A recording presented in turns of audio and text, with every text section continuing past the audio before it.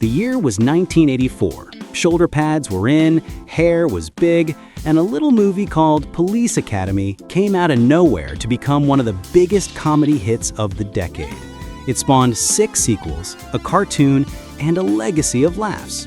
But behind the hijinks and sound effects, there's a whole lot you probably never knew about this classic flick. Hey everyone, and welcome back. Today, we're diving into the chaotic, hilarious world of the original Police Academy. Get ready, because we're counting down 15 bizarre facts you never knew about this comedy classic. Number 15, the true story behind it all. You know the premise: a city ordinance forces a police academy to accept anyone who applies.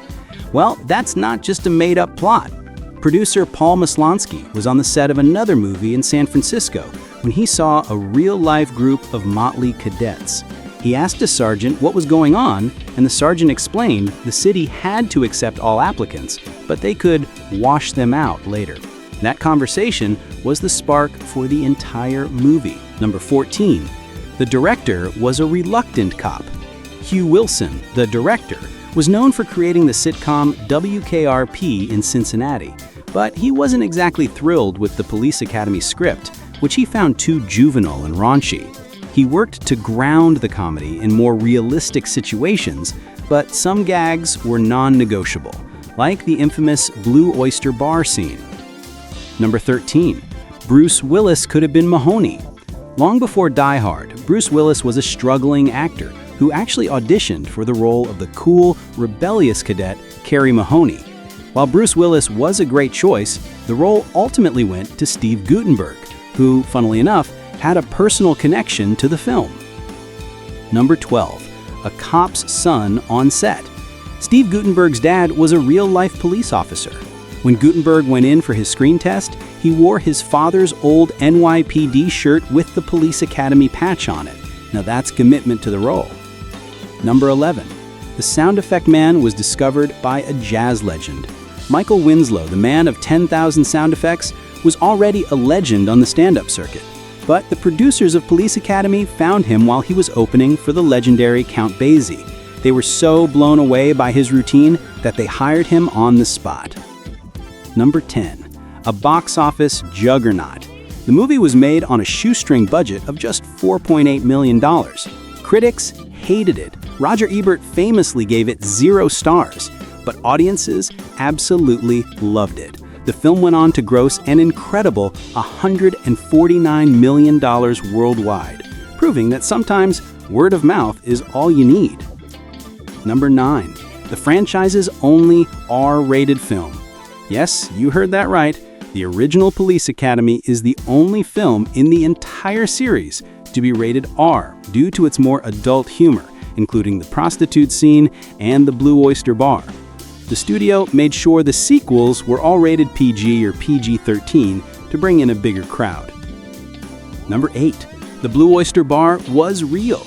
The terrifying but hilarious Blue Oyster Bar wasn't just a set. The scenes were filmed at a real bar in Toronto called the Silver Dollar Room. And yes, a biker bar, which made it the perfect setting. Number 7. It was a former mental hospital.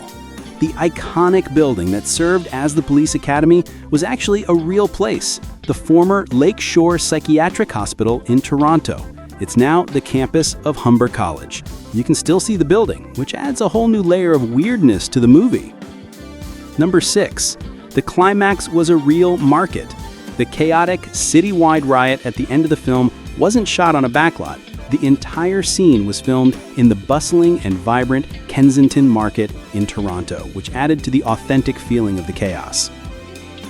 Number 5. Hightower's character was changed.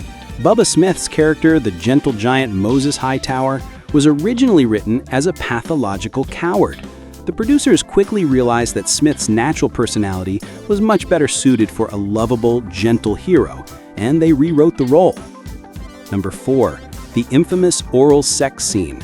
The director, Hugh Wilson, was not a fan of the scene where Commandant Lassard unknowingly receives oral sex under the podium.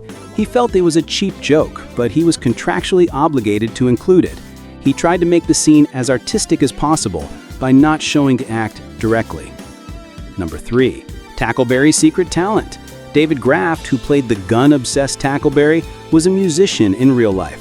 He was a talented saxophone player, a skill that the franchise would actually showcase in a later film. Number 2. Spawning a pop culture juggernaut. The film's success wasn't just a one-off. It created an entire cinematic universe, including 6 sequels, an animated TV show, and a live-action series. You can't deny the power of a successful comedy. And number 1. The sequel that almost wasn't. Despite the first film's huge success, the sequels almost didn't happen. The director, Hugh Wilson, decided not to return for the second movie, and he was replaced by Jerry Paris. This led to a huge change in tone for the franchise, but it didn't stop the films from continuing for years to come. And that's our list. It just goes to show you that even the most ridiculous comedies have some fascinating stories behind the scenes.